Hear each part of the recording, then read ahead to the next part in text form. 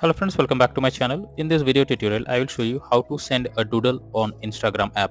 So if you are also looking for this, just go through the methods or just go through the video step by step.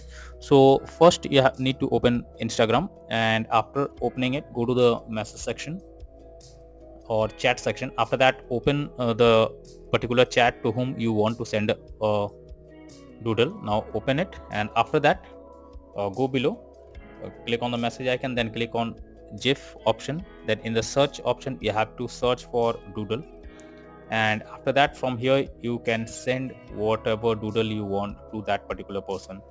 And after that, it becomes easy to send doodle to anybody you want. And if you also want to send a drawing on Instagram to that particular person, then you can here you have to click on the plus icon, and after that click on draw, and here you can draw anything that you want. Whatever you want, you can easily draw, and then you can send it to that particular chat. So by this way, you can easily send a doodle on Instagram, or you can also send a drawing on Instagram.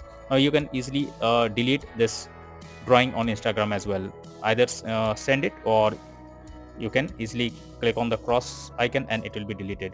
So by this way, you can easily send a doodle on Instagram. So that's all for now in this video.